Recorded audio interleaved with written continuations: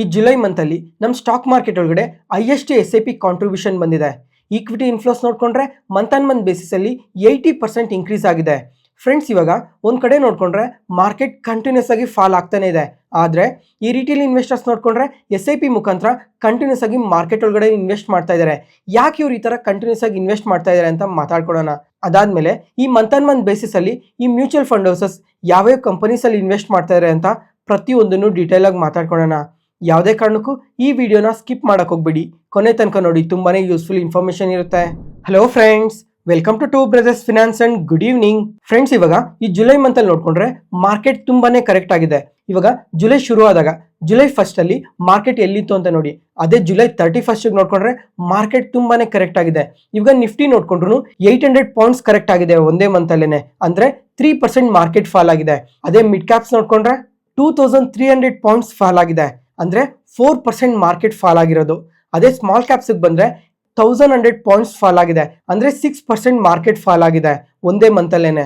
Friends, ಇವಾಗ ಈ July month ಅಲ್ಲಿ ಮಾರ್ಕೆಟ್ ಈ ತರ ಕರೆಕ್ಟ್ ಆಗೋದಕ್ಕೆ ರೀಸನ್ ಏನು ಅಂತ ನೋಡ್ಕೊಂಡ್ರೆ, ಮೊದಲನೇದಾಗಿ ಟ್ಯಾರಿಫ್ ಅನ್ಸರ್ಟನಿಟೀಸ್ ಇದೆ. ಅದಾದ್ಮೇಲೆ ವೀಕ್ ಕ್ವಾರ್ಟರ್ಲಿ ರಿಸಲ್ಟ್ಸ್ ನ ಪೋಸ್ಟ್ ಮಾಡ್ತಾ ಇದಾವೆ ಮೋಸ್ಟ್ ಆಫ್ ದ ಕಂಪನೀಸ್ ಎಲ್ಲ. ಮತ್ತೆ FIS ನೋಡ್ಕೊಂಡ್ರೆ ಈ ಜುಲೈ ಮಂತ್ ಅಲ್ಲಿ ಮಾತ್ರನೇ 47,000 ಕೋಟಿ ಸೆಲ್ ಮಾಡಿದ್ದಾರೆ. ಇವಾಗ ಲಾಸ್ಟ್ 4 ಮಂತ್ಸ್ ಅಲ್ಲಿ ನೋಡ್ಕೊಂಡ್ರೆ ಬೈ ಸೈಡ್ ಅಲ್ಲೇನೆ ಬಂದ್ರು, ಅಂದ್ರೆ 2,000 ಕೋಟಿ 3,000 ಕೋಟಿ ಒಂದ್ ಮಂತ್ ಅಲ್ಲಿ ಬೈ ಮಾಡ್ತಾನೆ ಬಂದ್ರು. ಆದ್ರೆ ಈ ಜುಲೈ ಮಂತ್ ಅಲ್ಲಿ ಮಾತ್ರನೇ 47,000 ಕೋಟಿ ಸೆಲ್ ಮಾಡಿದ್ದಾರೆ. ಅದರಿಂದ ಸಮೇತ ಮಾರ್ಕೆಟ್ ಈ ತರ ನೆಗೆಟಿವ್ ಆಗಿ ರಿಯಾಕ್ಟ್ ಆಗಿರ್ಬೋದು. ಮತ್ತೆ ಫ್ರೆಂಡ್ಸ್, ಇವಾಗ ಈ ಮಂತ್ ಆನ್ ಮಂತ್ ಬೇಸಿಸ್ ಅಲ್ಲಿ ಮ್ಯೂಚುವಲ್ ಫಂಡ್ ಹೌಸಸ್ ಯಾವ ಕಂಪನೀಸ್ ಅಲ್ಲಿ ಫ್ರೆಶ್ ಎಂಟ್ರಿ ತಗೊಂತಾ ಇದ್ದಾರೆ, ಮತ್ತೆ ಯಾವ ಕಂಪನೀಸ್ ಅಲ್ಲಿ ಅಲೋಕೇಶನ್ ನ ಅದೇ ತರ ಹೋಲ್ಡ್ ಮಾಡ್ತಾ ಇದ್ದಾರೆ, ಮತ್ತೆ ಯಾವ ಕಂಪನೀಸ್ ಇಂದ ಕಂಪ್ಲೀಟ್ ಆಗಿ ಎಕ್ಸಿಟ್ ಆಗೋಗಿದ್ದಾರೆ ಅಂತ ಇವಾಗ ಮಾತಾಡ್ಕೊಳ್ಳೋಣ. ಫ್ರೆಂಡ್ಸ್, ಇವಾಗ ಈ ಜುಲೈ ಮಂತ್ ಅಲ್ಲಿ ನೋಡ್ಕೊಂಡ್ರೆ most of the mutual fund houses ಏನಿದಾವೆ, ಈ ಮ್ಯೂಚುವಲ್ ಫಂಡ್ ಹೌಸಸ್ ಎಲ್ಲ ಯಾವುದೇ ಕಂಪನೀಸ್ ಅಲ್ಲಿ ಮೇಜರ್ ಆಗಿ ಫ್ರೆಶ್ ಎಂಟ್ರಿ ತಗೊಂಡಿಲ್ಲ. ಯಾಕಂದ್ರೆ ಮಾರ್ಕೆಟ್ ಕಂಟಿನ್ಯೂಸ್ ಆಗಿ ಕರೆಕ್ಟ್ ಆಗ್ತಾ ಇದೆಯಲ್ಲ, ಅದ್ರ ಜೊತೆಗೆ ಮಾರ್ಕೆಟ್ ಕಮಿಂಗ್ ಟೈಮ್ ಅಲ್ಲೂ ಇನ್ನ ಕರೆಕ್ಟ್ ಆಗೋ ಚಾನ್ಸಸ್ ಇರ್ಬೋದೇನೋ ಅಂತ ಸ್ವಲ್ಪ ಅನಾಲಿಸಿಸ್ ಮಾಡಿರ್ಬೇಕು. ಅದರಿಂದ ಯಾವುದೇ ಕಂಪನೀಸ್ ಅಲ್ಲಿ ತುಂಬಾನೇ ಫ್ರೆಶ್ ಎಂಟ್ರಿ ತಗೊಂಡಿಲ್ಲ. ಮತ್ತೆ ಯಾವ್ಯಾವ ಕಂಪನೀಸ್ ಅಲ್ಲಿ ಮುಂಚೆಯಿಂದನೂ ಹೋಲ್ಡ್ ಮಾಡ್ತಾ ಬರ್ತಾ ಇದಾರೋ ಆ ಕಂಪನೀಸ್ ಅಲ್ಲಿ ಮಾತ್ರ ಸ್ವಲ್ಪ ಅಲೋಕೇಶನ್ ನ ಇನ್ಕ್ರೀಸ್ ಮಾಡ್ಕೊಂಡಿದ್ದಾರೆ. ಫಸ್ಟ್ ಇವಾಗ Motilal Oswal mid cap mutual funds ಬಗ್ಗೆ ಮಾತಾಡ್ಕೊಳ್ಳೋಣ. ಒಂದ್ಸಲ ಈ ಟೇಬಲ್ ನ ಕ್ಲಿಯರ್ ಆಗಿ ನೋಡಿ. ಈ ಮಂತ್ ಅಲ್ಲಿ ನೋಡ್ಕೊಂಡ್ರೆ ಬರೀ ಒಂದೇ ಒಂದು ಕಂಪನಿಯಲ್ಲಿ ಮಾತ್ರನೇ ಅಲೋಕೇಶನ್ ನ ಇನ್ಕ್ರೀಸ್ ಮಾಡ್ಕೊಂಡಿರೋದು. ಯಾವುದೇ ಕಂಪನೀಸ್ ಅಲ್ಲಿ ಫ್ರೆಶ್ ಎಂಟ್ರಿ ಏನು ತಗೊಂಡಿಲ್ಲ. ಇವಾಗ KPIT ಟೆಕ್ನಾಲಜೀಸ್ ಇದೆ ಅಲ್ಲ, ಈ ಕಂಪನಿಯಲ್ಲಿ ಮಾತ್ರ ಮಂತ್ ಆನ್ ಮಂತ್ ಬೇಸಿಸ್ ಅಲ್ಲಿ 7% ಅಲೋಕೇಶನ್ ನ ಇನ್ಕ್ರೀಸ್ ಮಾಡ್ಕೊಂಡಿದ್ದಾರೆ. ಫ್ರೆಂಡ್ಸ್, ಇವಾಗ ಈ ಕಂಪನಿ ನೋಡ್ಕೊಂಡ್ರೆ ರೀಸೆಂಟ್ ಟೈಮ್ ಅಲ್ಲಿ ತುಂಬಾನೇ ಕರೆಕ್ಟ್ ಆಗಿದೆ. ಇದಕ್ಕೆ ಮೇನ್ ರೀಸನ್ ಬಂದು ಜಿಯೋ ಪೊಲಿಟಿಕಲ್ ಅನ್ಸರ್ಟನಿಟೀಸ್ ಇದೆ. ಅದಾದ್ಮೇಲೆ ಈ Q1 ಅಲ್ಲಿ ನೋಡ್ಕೊಂಡ್ರು ವೀಕ್ ರಿಸಲ್ಟ್ಸ್ ನ ಪೋಸ್ಟ್ ಮಾಡಿದ್ದಾರೆ. ಈ ಎರಡು ರೀಸನ್ ಇಂದ ತುಂಬಾನೇ ಕರೆಕ್ಟ್ ಆಗಿದೆ. ಮತ್ತೆ ಕಮಿಂಗ್ ಟೈಮ್ ಅಲ್ಲಿ US ಅಲ್ಲಾಗ್ಲಿ, ಯುರೋಪ್ ಅಲ್ಲಾಗ್ಲಿ, ಮತ್ತೆ ಈ ಏಷ್ಯನ್ ಕಂಟ್ರೀಸ್ ಅಲ್ಲಾಗ್ಲಿ ಈ ಅನ್ಸರ್ಟನಿಟೀಸ್ ಕ್ಲಿಯರ್ ಆದ್ರೆ ಕಮಿಂಗ್ ಟೈಮ್ ಅಲ್ಲೂ ತುಂಬಾನೇ ಪಾಸಿಟಿವ್ ಆಗಿ ಗ್ರೋ ಆಗೋ ಚಾನ್ಸಸ್ ಜಾಸ್ತಿನೇ ಇದೆ. ಅದಾದ್ಮೇಲೆ ಈ ರೀಸೆಂಟ್ ಟೈಮ್ ಅಲ್ಲಿ ನೋಡ್ಕೊಂಡ್ರೆ ಕೇರ್ಸಾಫ್ಟ್ ಗ್ಲೋಬಲ್ ಇಂಜಿನಿಯರಿಂಗ್ ಸೊಲ್ಯೂಷನ್ ಅನ್ನೋ ಕಂಪನಿಯಲ್ಲಿ 100% ಶೇಕ್ ನ ಬೈ ಮಾಡೋಕೆ ನೋಡ್ತಾ ಇದ್ದಾರೆ. ಇದು ನೆಕ್ಸ್ಟ್ 3 ಮಂತ್ಸ್ ಅಲ್ಲಿ ಕಂಪ್ಲೀಟ್ ಆಗುತ್ತೆ ಅಂತ ಕೂಡ ಅಪ್ಡೇಟ್ ಮಾಡಿದ್ದಾರೆ. ಈ ಅಕ್ವಿಸಿಷನ್ ಏನಾದರೂ ಕಂಪ್ಲೀಟ್ ಆದ್ರೆ ಈ ಕಂಪನಿಗೆ ಅಡಿಷನಲ್ ಆಗಿ 4% ರೆವೆನ್ಯೂಸ್ ಆಡ್ ಆಗುತ್ತೆ. ಅದರಿಂದ ಈ ಕಂಪನಿಗೆ ವ್ಯಾಲ್ಯೂ ಕೂಡ ಆಡ್ ಆಗುತ್ತೆ. ನೋಡೋಣ ಕಮಿಂಗ್ ಟೈಮ್ ಅಲ್ಲಿ ಈ ಜಿಯೋ ಪೊಲಿಟಿಕಲ್ ಅನ್ಸರ್ಟನಿಟೀಸ್ ಏನಾದರೂ ಕ್ಲಿಯರ್ ಆಗ್ತಾವ ಅಂತ. ಒಂದ್ ವೇಳೆ ಕ್ಲಿಯರ್ ಆದ್ರೆ ಈ ಕಂಪನಿ ಇನ್ನ ಪಾಸಿಟಿವ್ ಆಗಿ ಗ್ರೋ ಆಗೋ ಚಾನ್ಸಸ್ ಜಾಸ್ತಿನೇ ಇರುತ್ತೆ. ಬರೀ ಇದೊಂದೇ ಕಂಪನಿ ಅಂತಾನೆಲ್ಲ, ಟಾಟಾ ಟೆಕ್ನಾಲಜೀಸ್ ನೋಡ್ಕೊಂಡ್ರು ಅದೇ ತರನೇ ಗ್ರೋ ಆಗ್ಬೋದು. ಯಾಕಂದ್ರೆ ಈ ಎರಡು ಕಂಪನೀಸ್ ಒಂದೇ ಸೆಗ್ಮೆಂಟ್ ಅಲ್ಲಿ ವರ್ಕ್ ಮಾಡ್ತಾ ಇದಾವೆ. ಜೊತೆಗೆ ಈ ರೀಸೆಂಟ್ ಟೈಮ್ ಅಲ್ಲಿ ತುಂಬಾನೇ ಕರೆಕ್ಟ್ ಆಗಿದಾವೆ. ಅದೇ ಕಾರಣದಿಂದನೇ. ಮತ್ತೆ ಫ್ರೆಂಡ್ಸ್, ಇವಾಗ ಇದೊಂದೇ ಕಂಪನಿಯಲ್ಲಿ ಮಾತ್ರನೇ ಅಲೋಕೇಶನ್ ಇನ್ಕ್ರೀಸ್ ಮಾಡ್ಕೊಂಡಿರೋದು. ಅದಾದ್ಮೇಲೆ ತುಂಬಾ ತಿಂಗಳಿಂದ ನೋಡ್ಕೊಂಡ್ರೆ KE industries, Max health care, Hitachi energy, supreme industries, PB fintech, Coforge, tube investment ಈ ಕಂಪನೀಸ್ ನ ಕಾನ್ಸ್ಟೆಂಟ್ ಆಗಿ ಹೋಲ್ಡ್ ಮಾಡ್ತಾನೆ ಬರ್ತಾ ಇದ್ದಾರೆ ತುಂಬಾ ತಿಂಗಳಿಂದನೂ. ನೋಡೋಣ ಕಮಿಂಗ್ ಟೈಮ್ ಅಲ್ಲೂ ಈ ಕಂಪನೀಸ್ ಇನ್ನ ಯಾವ ತರ ಗ್ರೋ ಆಗ್ತವೆ ಅಂತ. ಅದಾದ್ಮೇಲೆ ಮೋಸ್ಟ್ ಆಫ್ ದ ಕಂಪನೀಸ್ ಅಲ್ಲಿ ನೋಡ್ಕೊಂಡ್ರೆ ಸ್ವಲ್ಪ ಸ್ವಲ್ಪ ಸೆಲ್ ಮಾಡ್ತಾ ಬರ್ತಾ ಇದ್ದಾರೆ. ಮತ್ತೆ 4 ಕಂಪನೀಸ್ ಇಂದ ಕಂಪ್ಲೀಟ್ ಆಗಿ ಎಕ್ಸಿಟ್ ಆಗೋಗಿದ್ದಾರೆ. ಅದರಲ್ಲಿ ಮೊದಲನೇದಾಗಿ ನೋಡ್ಕೊಂಡ್ರೆ ಫಿನಿಕ್ಸ್ ಮಿಲ್. ಈ ಕಂಪನಿ ನೋಡ್ಕೊಂಡ್ರೆ ಈ ರೀಸೆಂಟ್ ಟೈಮ್ ಅಲ್ಲಿ ಕಂಟಿನ್ಯೂಸ್ ಆಗಿ ಫಾಲ್ ಆಗ್ತಾನೆ ಇದೆ. ಇದಕ್ಕೆ ಮೇನ್ ರೀಸನ್ ಬಂದು ವೀಕ್ ಕ್ವಾರ್ಟರ್ಲಿ ರಿಸಲ್ಟ್ಸ್ ನ ಪೋಸ್ಟ್ ಮಾಡಿದ್ದಾರೆ. ಅದಾದ್ಮೇಲೆ ಈ ನೂಮ್ರಾ ಅವ್ರು ಏನ್ ಹೇಳ್ತಾ ಇದ್ದಾರೆ ಅಂದ್ರೆ ಈ ಮಾಲ್ಸ್ ಅಲ್ಲಿ ರಿಟೇಲ್ ಸ್ಪೆಂಡಿಂಗ್ ಅನ್ನೋದು ಕಮ್ಮಿ ಆಗ್ತಾ ಇದೆ, ಅದರಿಂದ ಇವ್ರಿಗೆ ತುಂಬಾನೇ ಎಫೆಕ್ಟ್ ಆಗುತ್ತೆ ಅಂತ ಸ್ಟೇಟ್ಮೆಂಟ್ಸ್ ಮಾಡಿದ್ದಾರೆ. ಮತ್ತೆ ನೂಮ್ರಾ ಅವರು ಈ ಕಂಪನಿನ ಡೌನ್ ಗ್ರೇಡ್ ಸಮೇತ ಮಾಡಿದ್ದಾರೆ. ಅದರಿಂದನೇ ಈ ತರ ನೆಗೆಟಿವ್ ಆಗಿ ರಿಯಾಕ್ಟ್ ಆಗ್ತಾ ಇರೋದು. ನೋಡೋಣ ಕಮಿಂಗ್ ಟೈಮ್ ಅಲ್ಲಿ ರಿಟೇಲ್ ಸ್ಪೆಂಡಿಂಗ್ ಏನಾದ್ರು ಇನ್ಕ್ರೀಸ್ ಆಗುತ್ತಾ ಅಂತ. ಫ್ರೆಂಡ್ಸ್, ಇವಾಗ ನಾನ್ ನೋಡ್ತಾ ಇರೋ ಪ್ರಕಾರ ತುಂಬಾ ಜನ ಮಾಲ್ಸ್ಗೆಲ್ಲ ವಿಸಿಟ್ ಮಾಡ್ತಾನೆ ಇರ್ತಾರೆ. ಆದ್ರೆ ಅಲ್ಲಿ ಶಾಪ್ಸ್ ಅಲ್ಲಿ ಬೈಯಿಂಗ್ ಅನ್ನೋದು ತುಂಬಾನೇ ಇದೆ. ಇವಾಗ ಮಾಲ್ಸ್ ಓಡಾಡ್ತಾ ಇದಾರೆ, ಮತ್ತೆ ಆ ಫುಡ್ ಕೋರ್ಟ್ ಇರುತ್ತಲ್ಲ, ಫುಡ್ ಕೋರ್ಟ್ ಅಲ್ಲಿ ಸ್ಪೆಂಡ್ ಮಾಡ್ತಾ ಇದಾರೆ ಹೊರತು ಅಲ್ಲಿ ಶಾಪ್ಸ್ ಅಲ್ಲಿ ಯಾವುದೇ ತರ ಸ್ಪೆಂಡಿಂಗ್ ನ ಮಾಡ್ತಾ ಇಲ್ಲ. ಯಾಕಂದ್ರೆ ಹೈಯರ್ ಪ್ರೈಸಸ್ ಇರುತ್ತೆ ಅಂತ. ಮತ್ತೆ ಅದೇ ಇವಾಗ ಆನ್ಲೈನ್ ಮಾರ್ಕೆಟ್ ಏನಿದೆ, ಆನ್ಲೈನ್ ಮಾರ್ಕೆಟ್ ಅಲ್ಲಿ ಅದೇ ಪ್ರಾಡಕ್ಟ್ಸ್ ತುಂಬಾ ಕಮ್ಮಿ ಪ್ರೈಸಸ್ ಅಲ್ಲಿ ಬರ್ತಾ ಇದಾವೆ. ಅದರಿಂದ ಏನಾದ್ರೂ ಈ ತರ ರಿಟೇಲ್ ಸ್ಪೆಂಡಿಂಗ್ ಕಮ್ಮಿ ಆಗ್ತಾ ಇರ್ಬೋದು. ನೋಡೋಣ ಕಮಿಂಗ್ ಟೈಮ್ ಅಲ್ಲಿ ಈ ರಿಟೇಲ್ ಸ್ಪೆಂಡಿಂಗ್ ಏನಾದ್ರೂ ಇನ್ಕ್ರೀಸ್ ಆಗುತ್ತಾ ಇಲ್ವಾ ಅಂತ. ಈ ಕಾರಣದಿಂದ ಏನಾದ್ರೂ ಎಕ್ಸಿಟ್ ಆಗಿರ್ಬೋದು. ಮತ್ತೆ ಬಾಲಕೃಷ್ಣ ಇಂಡಸ್ಟ್ರೀಸ್ ಈ ಕಂಪನಿಯಲ್ಲಿ ನೋಡ್ಕೊಂಡ್ರು ಕಂಪ್ಲೀಟ್ ಆಗಿ ಎಕ್ಸಿಟ್ ಆಗೋಗಿದ್ದಾರೆ. ಇದಕ್ಕೆ ಏನ್ ರೀಸನ್ಸ್ ಇರ್ಬೋದು ಅಂತ ನೋಡ್ಕೊಂಡ್ರೆ, ಇವರು ಈ ಕ್ವಾರ್ಟರ್ ಅಲ್ಲಿ ಕಂಪ್ಲೀಟ್ಲಿ ವೀಕ್ ರಿಸಲ್ಟ್ಸ್ ನ ಪೋಸ್ಟ್ ಮಾಡಿದ್ದಾರೆ. ಪ್ರಾಫಿಟ್ಸ್ ನೋಡ್ಕೊಂಡ್ರೆ 41% ಡ್ರಾಪ್ ಇದೆ.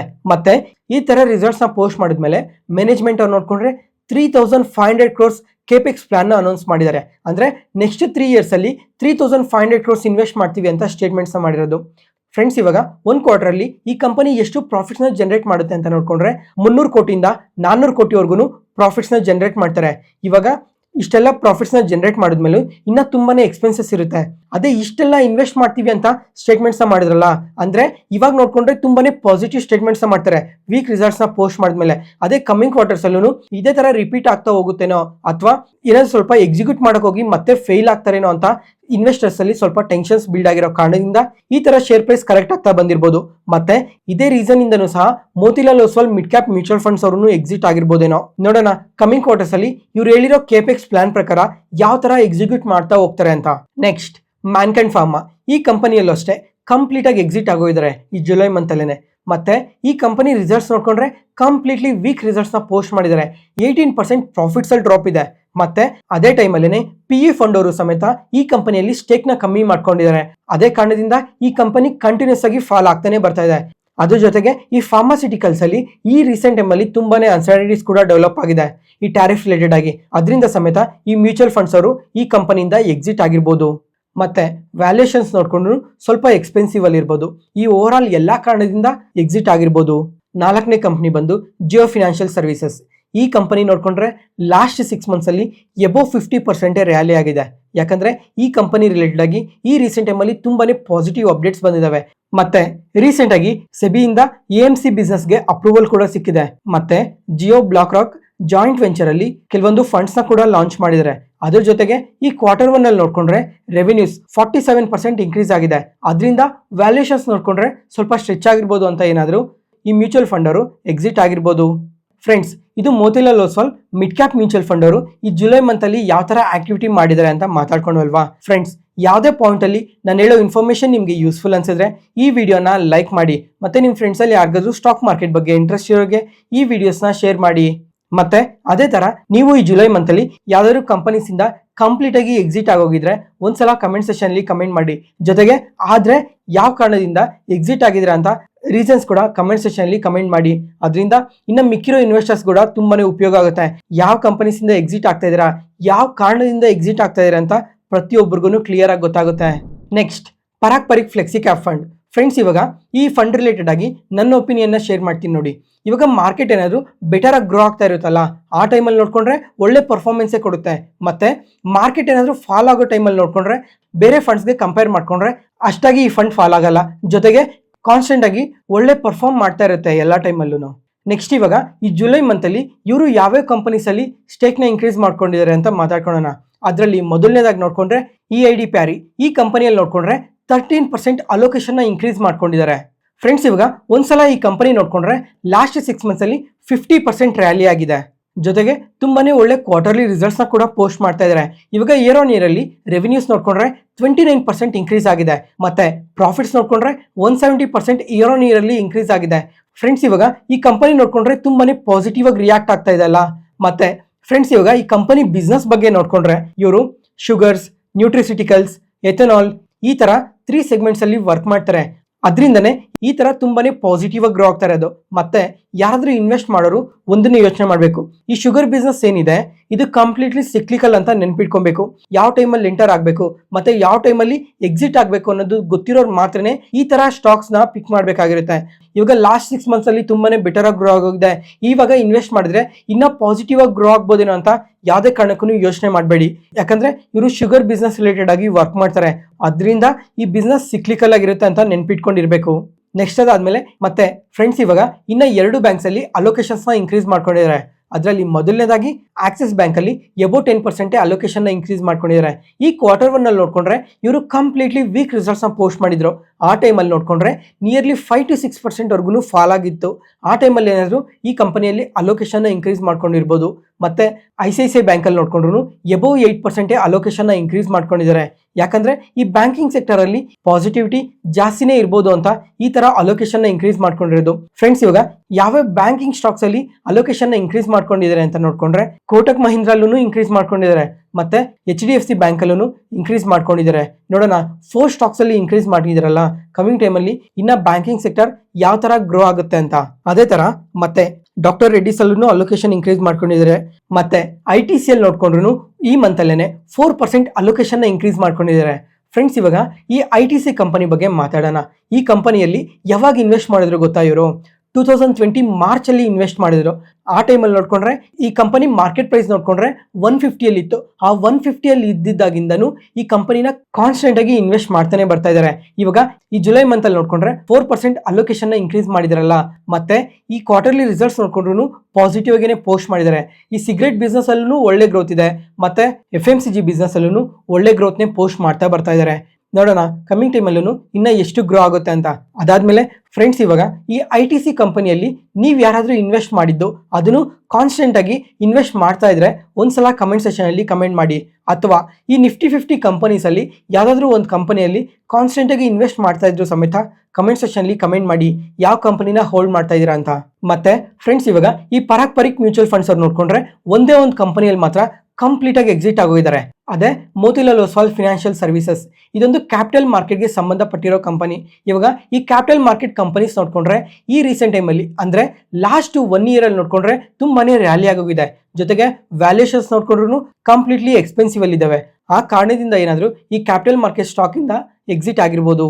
ಮತ್ತೆ ಫ್ರೆಂಡ್ಸ್, ಇವಾಗ 2 ಮ್ಯೂಚುವಲ್ ಫಂಡ್ಸ್ ಬಗ್ಗೆ ಮಾತಾಡ್ಕೊಂಡ್ವಲ್ವಾ? ನೀವು ಯಾರಾದರೂ ಇನ್ನ ಯಾವ್ದಾದ್ರು ಮ್ಯೂಚುವಲ್ ಫಂಡ್ಸ್ ಅಲ್ಲಿ ಕಂಟಿನ್ಯೂಸ್ ಇನ್ವೆಸ್ಟ್ ಮಾಡ್ತಾ ಇದ್ರೆ ಯಾವ ಮ್ಯೂಚುವಲ್ ಫಂಡ್ ಅಲ್ಲಿ ಇನ್ವೆಸ್ಟ್ ಮಾಡ್ತಾ ಇದ್ದೀರಾ ಅಂತ ಕಮೆಂಟ್ ಸೆಷನ್ ಅಲ್ಲಿ ಕಮೆಂಟ್ ಮಾಡಿ. ನೆಕ್ಸ್ಟ್ ಮಂತ್ ಅಲ್ಲಿ ಈ ಫಂಡ್ಸ್ ಅಲ್ಲಿ ಏನೇನು ಚೇಂಜಸ್ ಇದೆ, ಯಾವ್ಯಾವ ಕಂಪನೀಸ್ನ ಆಡ್ ಮಾಡ್ತಾ ಇದ್ದಾರೆ, ಯಾವ್ಯಾವ ಕಂಪನೀಸ್ ಇಂದ ಎಕ್ಸಿಟ್ ಆಗ್ತಾ ಇದ್ದಾರೆ ಅಂತ ಡೀಟೇಲ್ ಆಗಿ ಮಾತಾಡ್ಕೊಳ್ಳೋಣ. ಇದೇ ತರನೇ ಯಾವ್ದಾದ್ರು ಒಂದು ಮ್ಯೂಚುವಲ್ ಫಂಡ್ ನ ಜಾಸ್ತಿ ಜನ ಸಬ್ಸ್ಕ್ರೈಬರ್ಸ್ ಇನ್ವೆಸ್ಟ್ ಮಾಡ್ತಾ ಇದ್ರೆ ಅಂತ ಮ್ಯೂಚುವಲ್ ಫಂಡ್ ನ ಪಿಕ್ ಮಾಡಿ ಮುಂದಿನ ತಿಂಗಳು ಮಾತಾಡ್ಕೊಳ್ಳೋಣ. ಮತ್ತೆ ನೆಕ್ಸ್ಟ್ ಅದಾದ್ಮೇಲೆ ಫ್ರೆಂಡ್ಸ್, ಇವಾಗ ಈ SIP ಕಾಂಟ್ರಿಬ್ಯೂಷನ್ಸ್ ಯಾಕೆ ಈ ತರ ಇನ್ಕ್ರೀಸ್ ಆಗ್ತಾ ಇದೆ ಅಂತ ಒಂದ್ಸಲ ಮಾತಾಡ್ಕೊಳ್ಳೋಣ. ಇವಾಗ ಲಾಸ್ಟ್ ಇಯರ್ ಸೆಪ್ಟೆಂಬರ್ ಇತ್ತಲ್ಲ, ಆ ಸೆಪ್ಟೆಂಬರ್ ಇಂದ ನೋಡ್ಕೊಂಡ್ರೆ ಮಾರ್ಕೆಟ್ ನಿಫ್ಟಿನೇ 16% ಫಾಲ್ ಆಗಿದೆ. ಒಂದ್ಸಲ ಈ ಇಮೇಜ್ ನೋಡಿ, ಯಾವ್ದಾದ್ರು 1 ಮಂತ್ ಅಲ್ಲಿ SIP ಕಾಂಟ್ರಿಬ್ಯೂಷನ್ಸ್ ಕಮ್ಮಿ ಆಗಿದ್ಯಾ ಅಂತ? ಇಲ್ಲ ತಾನೆ.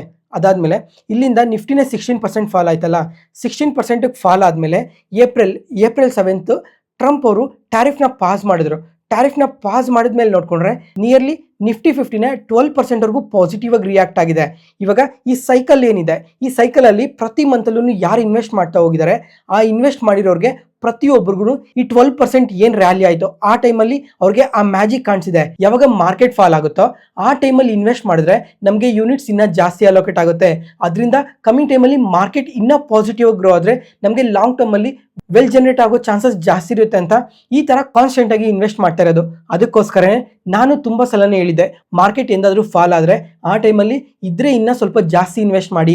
ಮಾರ್ಕೆಟ್ ಬೆಳೆಯೋ ಟೈಮಲ್ಲಿ ಅದು ನಿಮ್ಗೆ ಕಾಂಟ್ರಿಬ್ಯೂಟ್ ಮಾಡುತ್ತೆ. ನಿಮ್ಗೆ ಆ ಮ್ಯಾಜಿಕ್ ಏನಾದ್ರೂ ಕಾಣಿಸಿದ್ರೆ ನೀವು ಮಾರ್ಕೆಟ್ ಫಾಲ್ ಆಗಿರೋ ಪ್ರತಿ ಟೈಮಲ್ಲೂ ನೀವೊಂದು ಆಪರ್ಚುನಿಟಿ ಅಂತಾನೆ ತಗೊಂಡು ಮಾರ್ಕೆಟ್ ಅಲ್ಲಿ ಕಾನ್ಸ್ಟೆಂಟ್ ಆಗಿ ಇನ್ವೆಸ್ಟ್ ಮಾಡ್ತಾ ಹೋಗ್ತೀರಾ. ಅದಕ್ಕೋಸ್ಕರ ಯಾವುದೇ ಕಾರಣಕ್ಕೂ ಮಾರ್ಕೆಟ್ ಫಾಲ್ ಆಗ್ತಾ ಇರೋ ಟೈಮಲ್ಲಿ SIPs ನ ಸ್ಟಾಪ್ ಮಾಡಕ್ ಹೋಗ್ಬೇಡಿ. ನಿಮ್ಮ ಹತ್ರ ಇನ್ನೊಂದು ಸ್ವಲ್ಪ ದುಡ್ಡಿದ್ರೆ ಆ ಟೈಮಲ್ಲಿ ಇನ್ವೆಸ್ಟ್ ಮಾಡಿ. ನಿಮ್ಗೆ ಲಾಂಗ್ ಟರ್ಮ್ ಅಲ್ಲಿ ವೆಲ್ ಜನರೇಟ್ ಆಗೋ ಚಾನ್ಸಸ್ ಜಾಸ್ತಿ ಇರುತ್ತೆ.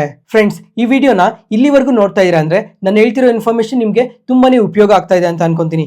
ಅದಕ್ಕೋಸ್ಕರ ಈ ವಿಡಿಯೋನ ಲೈಕ್ ಮಾಡಿ, ಈ ಚಾನಲ್ನ ಸಬ್ಸ್ಕ್ರೈಬ್ ಆಗಿ. ಈ ತರ ಕಂಟೆಂಟ್ ಪ್ರತಿದಿನ ಒಂದಲ್ಲ ಒಂದಿನ ಪೋಸ್ಟ್ ಮಾಡ್ತಾನೆ ಇರ್ತೀನಿ. ಯಾವುದೇ ಕಾರಣಕ್ಕೂ ಆ ವಿಡಿಯೋಸ್ನ ಮಿಸ್ ಮಾಡಬೇಡಿ. Thank you.